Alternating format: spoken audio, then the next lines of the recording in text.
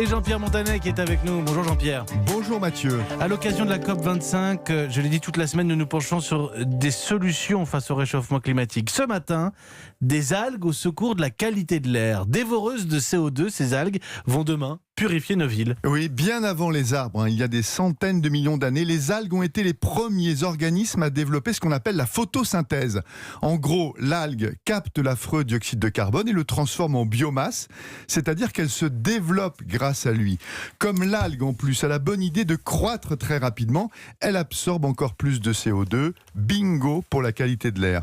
Voilà pourquoi Kiano, c'est Fermentalgues, start-up basée à Toulouse et à Bordeaux, spécialisée dans la culture des algues, parie sur ces micro-organismes pour faire reculer le réchauffement et la pollution de l'air. Un puits de carbone rempli d'algues est déjà expérimenté à Poissy pour nettoyer l'atmosphère en bordure d'une route empruntée tous les jours par 23 000 véhicules, tandis que des arbres à algues vont être installés à Toulouse. Mais à quoi va ressembler cet arbre à algues ? Alors, c'est un cylindre de 4 à 5 mètres de haut, rempli d'eau, transparent pour bien voir les algues qui sont à l'intérieur. Et histoire de lui donner un petit côté végétal, il sera surmonté de plantes. Les micro-organismes vont donc littéralement aspirer l'air pollué pour grandir, le CO2, mais aussi les particules fines, Mathieu, car l'algue est dotée d'une espèce de peau catalytique. Une fois les algues assez grosses, elles seront collectées pour servir d'engrais, pour doper la végétation installée autour. Écosystème ingénieux et cercle vertueux, cet arbre à algues capte autant de CO2 qu'une centaine de véritables arbres. Et quand est-ce que les Toulousains pourront en profiter ? D'après mes infos, les premiers cylindres devraient être installés dès le début de l'année 2020. Alors les yeux seront braqués sur la ville rose pour savoir si ça marche. À Poissy, le premier bilan du puits de carbone est très encourageant.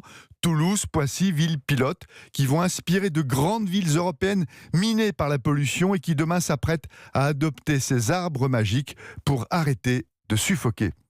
Merci beaucoup Jean-Pierre Montanet. Ça vous coupe tous les le matins. souffle. Oui, non mais j'attends de voir les arbres à algues arriver partout. C'est quand même c'est génial. À la fois mangeuse de CO2 puis filtre de particules fines. Moi j'attends, ça y est, on a la solution. Et puis elle bouffe vraiment du CO2, elle se développe très vite, alors que j'ai dit, les arbres mettent beaucoup de temps à se développer. Vous êtes en week-end Jean-Pierre, c'est bon, toute la semaine des solutions. Mais là on a la solution contre le réchauffement climatique à l'occasion de la COP25. Merci Jean-Pierre, 8h43. Nicolas